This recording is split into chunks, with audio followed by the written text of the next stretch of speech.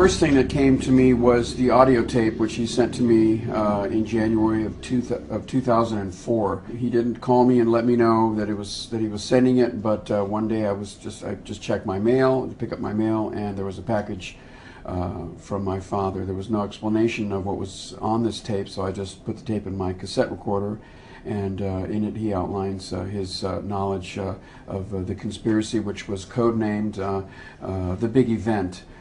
I was a bench warmer on it, and I had a reputation for honesty. I think it's essential to refocus on what this information that I've been providing you, and you alone, by the way, consists of. What is important in the story is that we've backtracked the chain of command up through Cord Meyer and laying the doings at the doorstep of LBJ. He was sick, and he wrote this out, as you can see by the handwriting, with great difficulty. It's a little hard to read some of it, but at the top here we have the initials LBJ, which of course was a vice president at the time. Below this we have Cord Meyer, who was a CIA officer. Below that we have named David Morales, who was also a CIA, I don't know if he was official CIA, but I'm certainly heard his name before in relation to contract work that he did with the CIA. I think he was a pretty serious guy, a guy capable of doing just about anything. And to the right, the next name is Bill Harvey, who was a very flamboyant CIA man, carried around a couple of pistols in his belt at all times, was a heavy drinker. And below at the bottom it says French gunman Grassy Knoll. I mean, you've said now that David Phillips apparently met with Oswald in Mexico City before the assassination. You've said that Bill Harvey may very well have recruited a French or Corsican gunman to shoot. And you've also said that Cord Meyer had a motive in that his wife was having an affair with John F. Kennedy. I heard from Frank that LBJ had designated Cord Meyer Jr. to undertake a larger organization while keeping it totally secret.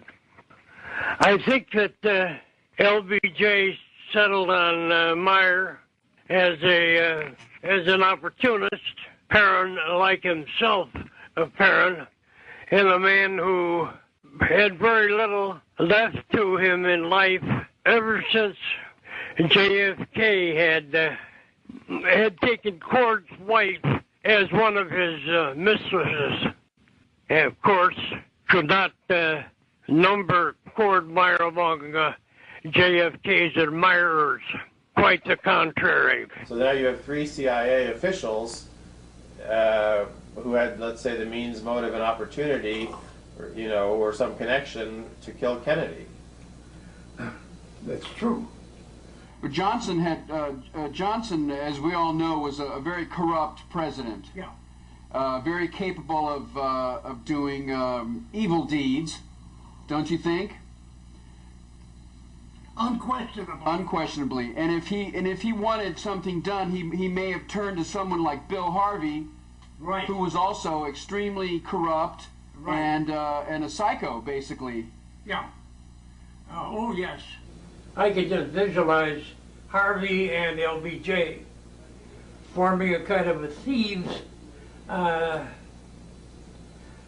compact between them. Mm-hmm. But I think that LBJ was an opportunist, and if it was not hesitated to get rid of obstacles in his way. I think that his later career exemplified that. The vice president had the most to gain. Yeah. And he was in a position where he could bring in people like Cord Meyer and others of interest, and get their take on different things, and then in turn issue instructions. there was nobody with the leverage that LBJ had. No competitor. He was the vice president, and if he wanted to get rid of the president, and he had ability to do so by corrupting different people in CIA.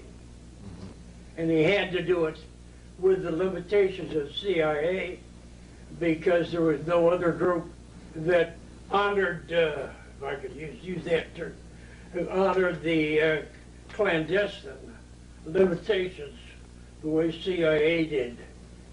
They could do something, turn their back on it, and move on to something else. It was not like a military. There was no accounting in that sense. And we know that LBJ had an unlimited ambition. And we know that he was a corrupt individual. And that the dollar sign was very important to him. As vice president, he didn't have the leverage that a president did or would. And so that was an attractive goal for LBJ. He did not want his career to come to an end as vice president. Who knows about vice presidents? It was very,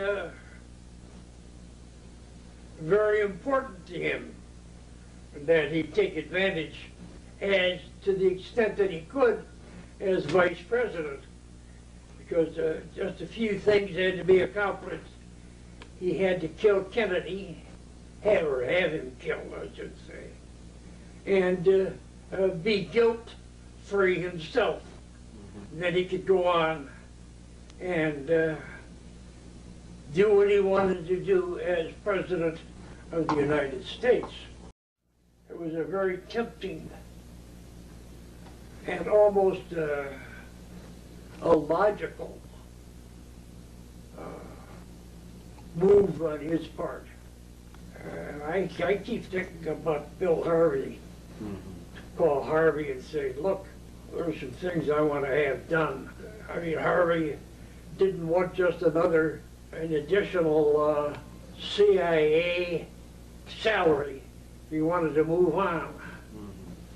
And LBJ could do that for him if he were president.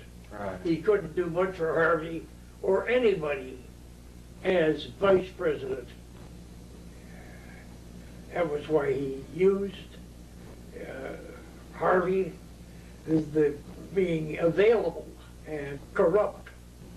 It was very easy for even the vice president to start working with Harvey or anybody else. Just say, I want you to do this, I want you to do that. And making sure that they had money that was not their own to do whatever the LBJ wanted to have done, so that when the president was assassinated, the vice president was right there and ready to move along. It doesn't speak well for our democracy at that particular time. He, in my opinion, had an almost maniacal urge to become president. He regarded JFK as he was, in fact, an obstacle to achieving that. He could have waited for JFK to finish out his term and then undoubtedly a second term. So that would have put the LBJ at the head of a long list of people who were waiting for some change in the executive branch.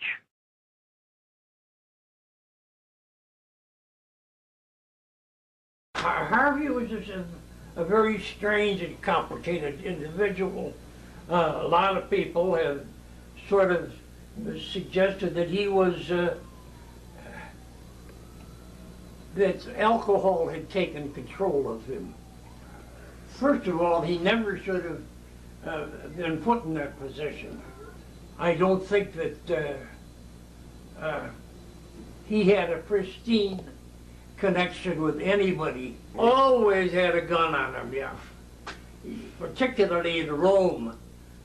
Harvey even carried guns into restaurants, and he would pull them out, slap them down on the table to the dismay of other diners, and then he'd settle down to an afternoon of drinking, not eating much, but because he was way overweight, but certainly drinking.